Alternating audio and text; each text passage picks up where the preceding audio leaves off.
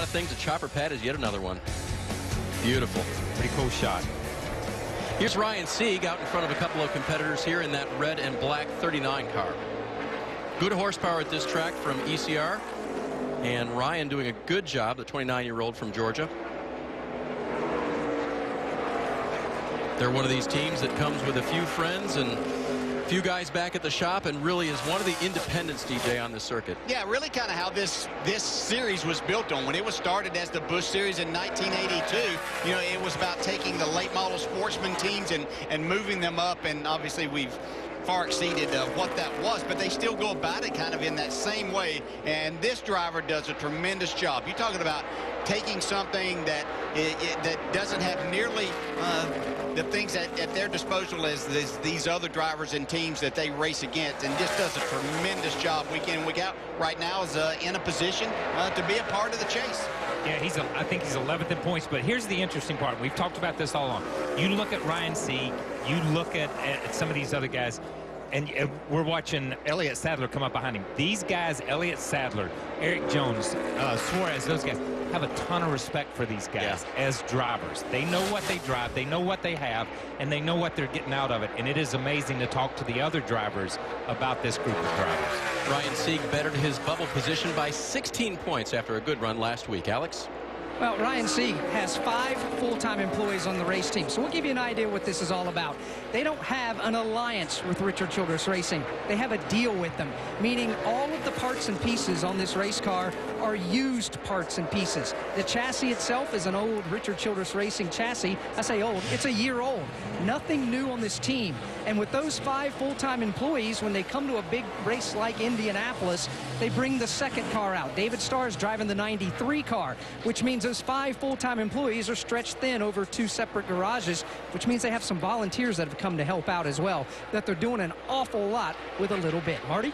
Alex, just over a minute. It's a lot of it's the same. You know, we're going 20 miles an hour slower down the straightaway and quite a bit faster in the corner. So, you know, your lift points and some of that stuff's different, but, you know, you run the same line. You try to, you know, keep momentum off the corner, try to get to the gas as soon as possible. So a lot of that same stuff applies. It's going to be a fun race, so it's going to be hot, slippery, and track position is going to be important, but I think we'll be able to pass.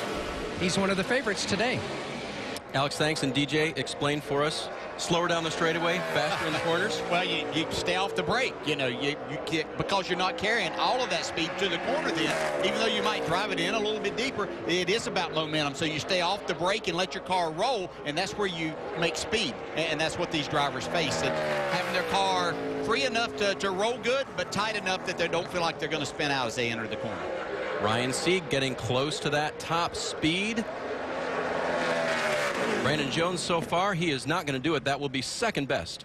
That's a good lap, and I'm going to tell you, that car was steady. He looked really good through 1 and 2. Got into 1, car rotated good, but I mean, it's all about making the next race, going to the heat races now, and that was a good lap. Yeah, but you talk about those battles that we were just talking about there in the chase and down there. No question about it. Ryan Sieg is another one of those drivers. And Ryan, you guys had a pretty good lap, made the second round in Indianapolis. How important is that for such a small team? It's very important. The NiceTargets Chevrolet was just great. They did good adjustments last night, and it's going to be pretty big to start up front and stay there and try to get that Xfinity Dash for Cash money. How important is the Dash for Cash money? Because that's what a lot of these teams look at to help the budgets. Oh, it's huge for us, especially just to help out engineering, things that we need to get better every week, and it'd be huge. Just can't thank Xfinity enough for doing this for us. No question about it. Ryan Sieg is one of those drivers that only has 5 full-time employees on his team. Every dollar that they can earn certainly helps their cause. Today, and the new track record so far was a 49.37 by Eric Jones in round 1. Yeah, and Ryan Reed slowed down about 4/10 over what he ran in that first round. So I think that the heat of the track probably had a lot to do with it, and then as we talked about, he slipped up just a little bit out of turn 3, and that cost him. Alex spoke to Ryan Sieg a minute ago, the Tucker, Georgia resident. Happy to put this Camaro into the top 12. Not the first time he's done it this year, but a strong chance at getting a very good starting spot for his heat race. Yeah, he's certainly going to be in the first 3 rows of that heat race because it is split up. The odd qualifier there in the first one. Just it sounded like a little throttle work. Yes, you can tell, and it's showing up right here. And we call them heat races, you know, confirming with NASCAR this morning that the field is set by qualifying right now, whereas at Eldora on the dirt track earlier this week, they were qualifying races. You could race in a qualifying race and not make the main. These 40 cars will make the main event, and we're just setting the field now. Here's Justin Allgaier. Poole's moved up into the 5th spot. Paul Menard past the 48 of Brendan Poole. Darrell Wallace Jr. in front of Ryan Sieg. Darrell Wallace Jr. in the 6. Ryan Sieg in the 39. We've seen some incredible speed out of the 39 and Ryan Sieg as of lately. Things have really picked up for that team as they try to stay in front of the 3 of Ty Dillon. Dillon looks to the inside as they enter 1. Yeah, Ryan Sieg does a nice job of not giving that lane to him. He knew he was still clear, so he took a standard entrance into the corner, shutting that air off to the 3 car. Yeah, Ty just kind of showed it to Ryan. Just said, hey, I'm here. I want the spot. He didn't have the spot, but in some cases, when a guy in front of you knows you're faster, you show it to him, he'll give you that spot. So Ty took a shot at it. Just Ryan didn't bite. This time he's inside, though, and Ryan Sieg is going to have to let the 3 go by.